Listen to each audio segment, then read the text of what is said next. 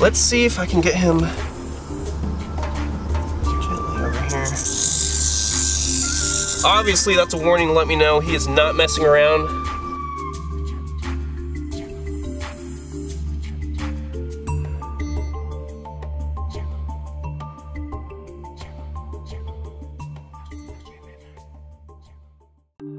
What is going on, beautiful people, and welcome back to another Chandler's Wildlife. We are out here in the Arizona deserts looking for all types of interesting wildlife, but specifically, we're looking for rattlesnakes. I met up with my good friends Cody and Trent, and we're going to see what we can find out in the deserts. So this is going to be a fun week of Chandler's Wildlife out in the desert.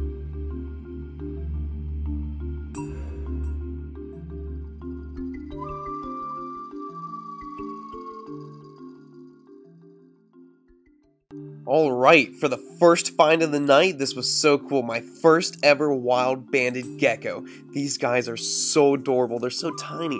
They only get around 5 inches long. And what's really cool about them is that they're very secretive. So when you find them, it's always when you flip a rock. And obviously, if I'm looking for snakes, I'm always finding banded geckos. So we found quite a few on this trip. Now, what's really cool about them is they only come out at night because, like most geckos, they don't like the hot sun. Their skin isn't really designed for it. They're real soft.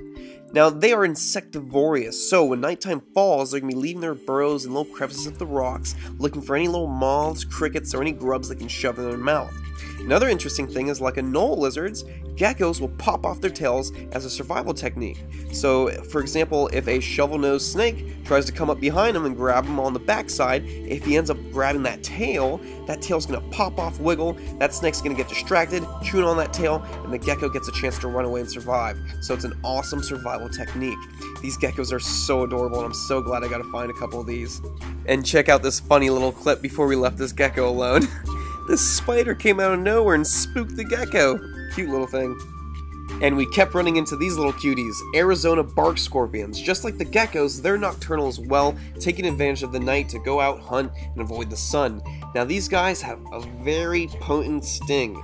If you were to get stung by one, it feels like a hot metal rod going into your arm for hours, and possibly even days depending on how much of a venom yield was injected in you. So, make sure if you're ever in Arizona, don't leave your boots or shoes outside. If you do, make sure you tap them real good and smack them real good and make sure no scorpions are hiding inside your boots. You would hate to put your foot in there and get stung on the toe.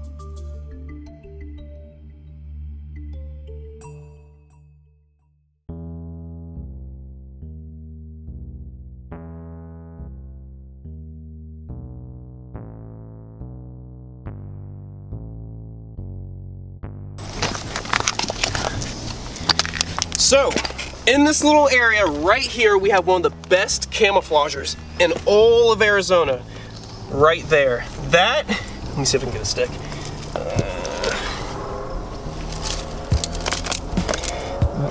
That's not a big stick. So this guy right here is a speckled rattlesnake, almost full grown. They only get around 3 feet long, and they are very, very beautiful. Look at that. Beautiful specimen.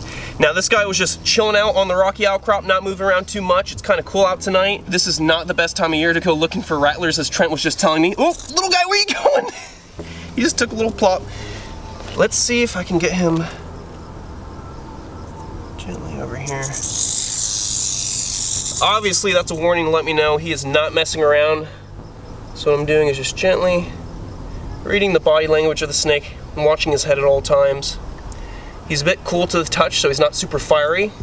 They are ectothermic, which means they rely on their surrounding environment for energy. So, a rattlesnake that's out and gets real cool at night, it's not gonna have too much energy to work. If you look right here, this is a rattler. Get a good look at that buzzer right there. Beautiful, full-formed buzzer. Now these rattles will actually fall off after a couple sheds. So, You can't actually tell how many times a rattlesnake shed throughout its life by looking at its rattler, because after a while it's just going to break off and it's going to begin to grow a new rattle. So this being a rattlesnake, you get bit, it causes necrosis, eats away at blood cells and flesh. It's a nasty bite. You would not want to take a hit off this animal.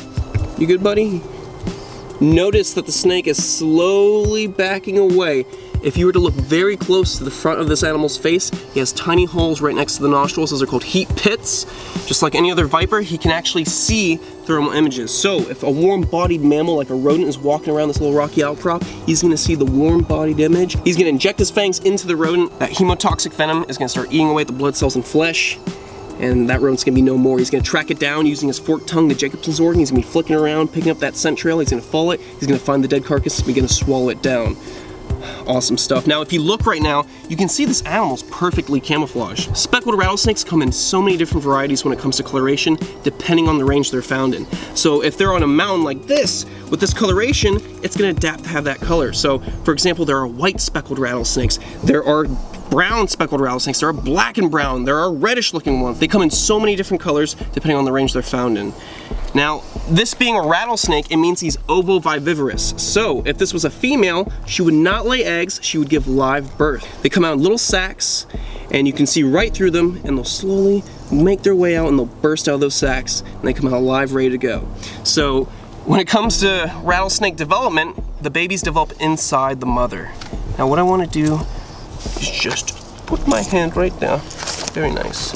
I want to give you guys a really good look at those heat pits. Can you see that? Right there. You see those little holes right there? Those are the heat pits. Beautiful. Never, ever, ever do any of the stupid things you see me do in my show. I've been messing with wildlife since I was a little kid. Not saying for little kids out there to mimic me, but I was a wild child, and I put myself into many different wildlife parks to get educated by older people and to teach me how to properly handle these animals. I am licensed in the state that I come from, and I acquired the license here in Arizona to handle these animals while I'm here visiting. So please, if you see these animals, be aware of the situation you're in. If you're hiking throughout Arizona on a mountain trail, be aware of mountain lions, be aware of rattlesnakes. Just watch where you're walking. Careful where you put your fingers. We have scorpions. We have so many different things out here. Now, this rattlesnake is also known as the thief rattlesnake because currently he's trying to steal Cody's wallet.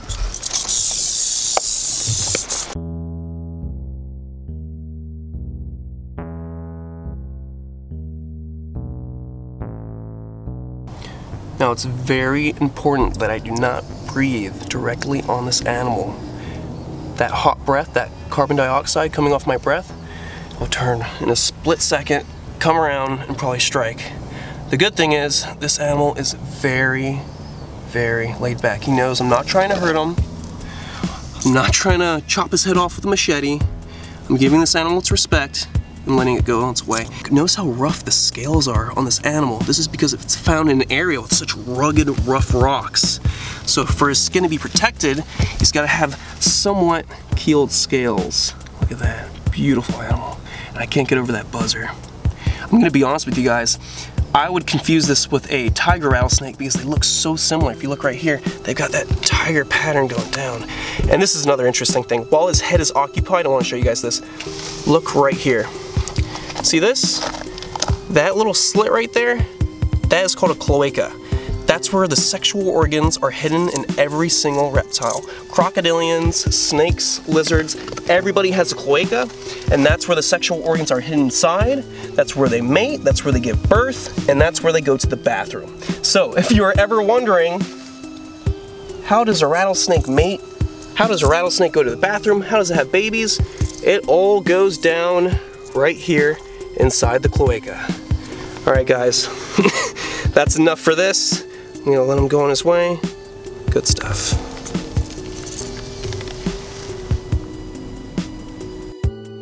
Alright guys, I hope you enjoyed that episode of Chandler's Wild Life. There's plenty more to see from this Arizona trip, so I'll see you on the next one.